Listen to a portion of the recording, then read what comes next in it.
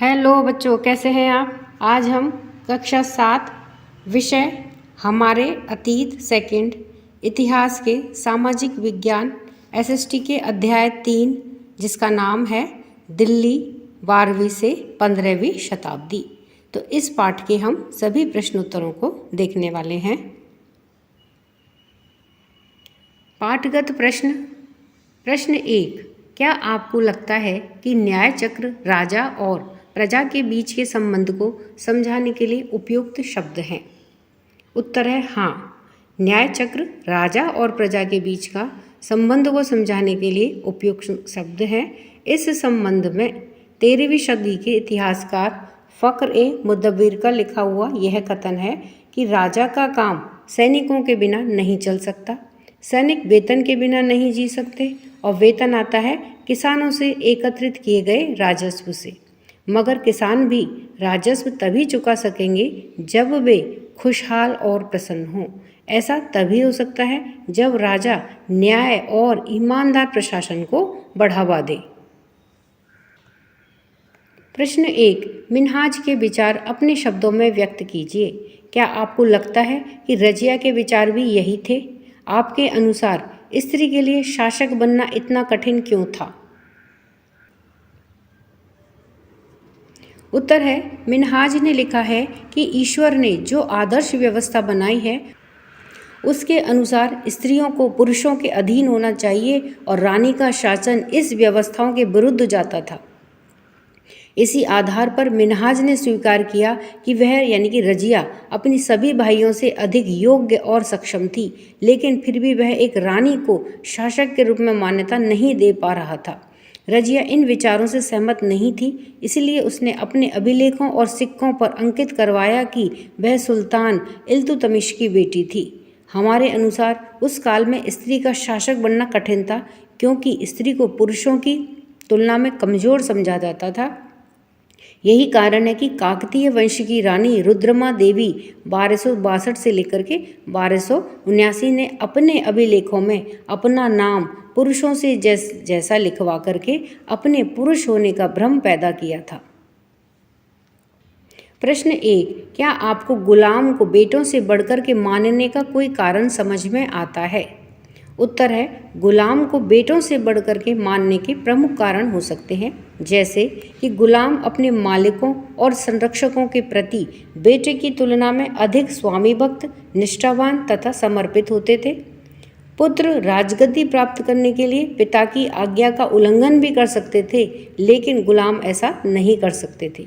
गुलाम चूँकि पूरी तरह से अपने मालिकों पर निर्भर होते थे, इसलिए मालिक और संरक्षक भी विश्वास करके उन पर निर्भर हो सकते थे।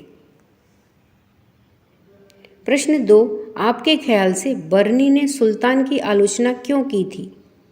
उत्तर है, 14वीं शताब्दी के मध्य के इतिहासकार जियाउद्दीन बर्नी ने सुल्तान की आलोचना राजनीतिक विवेक के नाश और शासन करने की अक्षमता के रूप में इसलिए की थी क्योंकि सुल्तान ने नीचे खानदान के लोगों की नियुक्तियां ऊंचे पदों पर कर दी थी। बर्नी ने ऐसी नियुक्तियों का उल्लेख करते हुए सुल्तान की आलोचना की थी। प्रश्न 1, सरदारों की रक्षा व्यवस्था का वर्णन कीजिए। उत्तर है, अफ्रीकी देश मोरक्को से 14वीं सदी में भारत आए यात्री इब्न बतूता ने सरदारों की रक्षा व्यवस्था का वर्णन किया है। जैसे सरदार कभी कभी चट्टानी ऊबड़ खाबड़ पहाड़ी इलाकों में किले बना करके रहते थे।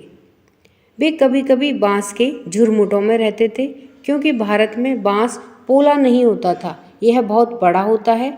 इसके अलग अलग हिस्से आपस में इस तरह से गूंथे होते हैं कि उन पर आग का भी असर नहीं होता।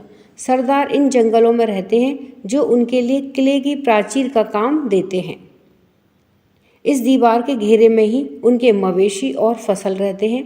अंदर ही पानी उपलब्ध रहता है, अर्थात वहाँ एकत्रित हुआ वर्षा का जल। इसलिए उन्हें प्रबल बलशाली सेनाओं के बिना हराया नहीं जा सकता।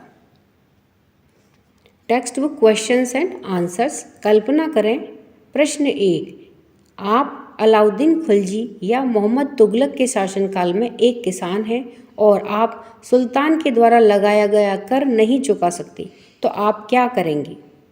उत्तर है, कर नहीं चुकाने पर अलाउद्दीन खिलजी के शासनकाल में हमें अपनी भूमि का त्याग करना पड़ता और मोहम्मद तुगलक के शासनकाल में हमारे ऊपर भारी दंड लगाया जाता, जिसे हमें ही वहन करना पड़ता। फिर से याद करें। प्रश्न 1, दिल्ली में पहले पहले किसने राजधानी स्थापित की? उत्तर है, दिल्ली में पहले पहले तोमर राजपूत राजाओं ने राजधानी स्थापित की। प्रश्न 2, दिल्ली के सुल्तानों के शासनकाल में प्रशासन की भाषा क्या थी? उत्तर है, दिल्ली के सुल्तानों के शासनकाल में प्रशासन की भाषा फारसी थी। प्रश्न 3, किसके शासन के दौरान सल्तनत का सबसे अधिक विस्तार हुआ? उत्तर है, मोहम्मद तुगलक के शासन के दौरान सल्तनत का सबसे अधिक विस्तार हुआ। प्रश्न 4, इब्न बतूता किस देश से भारत आया था? उत्तर है, इब्न बतूता अफ्रीकी देश मोरक्को से 14वीं सदी में भारत आया था। आइए समझें प्रश्न 5, न्याय चक्र के अनुसार सेनापतियों के लिए किसानों के हितों का ध्यान रखना क्यों जरूरी था? उत्तर है, न्याय चक्र के अनुसार सेनापतियों के लिए किसानों के हितों का ध्यान रखना इसलिए आवश्यक था क्योंकि किसानों से एकत्रित किए गए राजस्व से ही सैनिकों के वेतन का भुगतान होता था। प्रश्न 6, सल्तनत की भीतरी और बाहरी सीमा से आप क्या समझते हैं? उत्तर है, भीतरी सीमा। भीतरी सीमा से अभिप्राय गैरिसन शहरों में किलेबंद बसाव, जहाँ पर कि सैनिक रहते हैं, की पृष्ठभूमि में स्थित क्षेत्रों से है, जहाँ से गैरिसन शहरों की आवश्यकताओं की पूर्ति होती थी। बाहरी सीमा गैरिसन शहरों की पृष्ठभूमि से सुदूरवर्ती क्षेत्रों को बाहरी सीमा कहा जाता था। प्रश्न 7, मुक्ति अपने कर्तव्यों का पालन करे, यह सुनिश्चित करने के लिए कौन कौन से कदम उठाए गए थे? आपके विचार में सुल्तान के आदेशों का उल्लंघन करना चाहने के पीछे उनके क्या कारण हो सकते थे? यह है, मुक्ति अपने कर्तव्यों का पालन करे, यह सुनिश्चित करने के लिए निम्नलिखित कदम उठाए गए थे, जैसे उनकी नियुक्ति वंश परंपरा के आधार पर नहीं की जाती थी, उन्हें कोई भी इक्ता स्थायी रूप से नहीं दिया जाता था, वह थोड़े समय के लिए ही मिलता था, जिसके बाद में उनका स्थानांतरण कर दिया जाता था। मुक्ति लोगों के द्वारा एकत्रित किए गए राजस्व की रकम का हिसाब लेने के लिए राज्य के द्वारा लेखा अधिकारी नियुक्त किए जाते थे। इस बात का ध्यान रखा जाता था कि मुक्ति राज्य के द्वारा निर्धारित कर ही वसूलें तथा तय संख्या के अनुसार सैनिक रखें। वह हमारे विचार से सुल्तानी के आदेशों का उल्लंघन करना चाहने के पीछे मुक्तियों के निम्न कारण हो सकते थे, जैसे कि मुक्तियों के ऊपर कठोर नियंत्रण का होना, उन्हें स्थायी रूप से किसी इक्ता की जिम्मेदारी ना देना और उनका जल्दी जल्दी स्थानांतरण कर देना। आइए विचार करें। प्रश्न 8, क्या आपकी समझ में तवारीख के लेखक आम जनता के जीवन के बारे में कोई जानकारी देते हैं? उत्तर है, हमारी समझ में तवारीख के लेखक आम जनता के जीवन के बारे में कोई जानकारी नहीं देते हैं, क्योंकि ये लेखक सचिव, प्रशासक, कवि और दरबारियों जैसे सुशिक्षित व्यक्ति होते थे, जो नगरों में, विशेषकर दिल्ली में रहते थे, गांव में शायद ही कभी रहते हो। ये लेखक अक्सर अपना इतिहास सुल्तानों के लिए उनमें ढेर सारे इनाम इकराम पाने की आशा में लिखा करते थे। ये लेखक अक्सर शासकों को जन्मसिद्ध अधिकार और लिंग भेद पर आधारित आदर्श समाज व्यवस्था बनाए रखने की सलाह देते थे। उनके विचारों से सारे लोग सहमत नहीं होते थे। प्रश्न 9, दिल्ली सल्तनत के इतिहास में रजिया सुल्तान अपने ढंग की एक ही थी। क्या आपको लगता है कि आज महिला नेताओं को ज़्यादा आसानी से स्वीकार किया जाता है?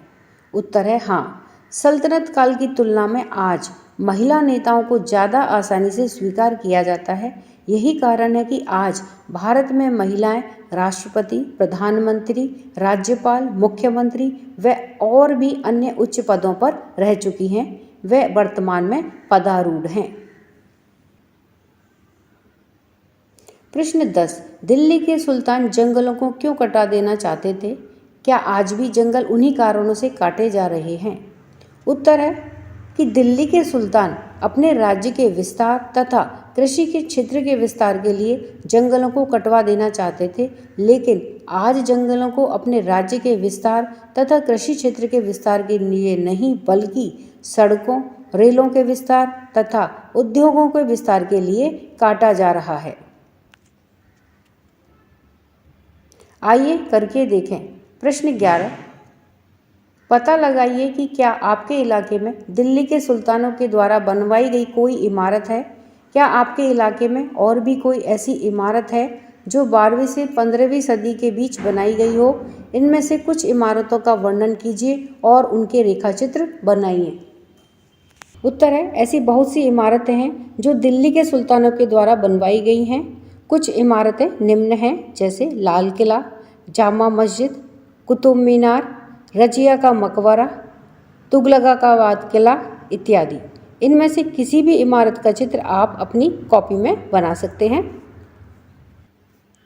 तो इस तरह से हमने इस पाठ के सभी प्रश्न उत्तरों को देखा। वीडियो पसंद आने पर वीडियो को लाइक करें, शेयर करें। चैनल पर नए हैं तो सब्सक्राइब करना ना भूलें। मिलते हैं नए वीडियो में। इसी के साथ धन्यवाद।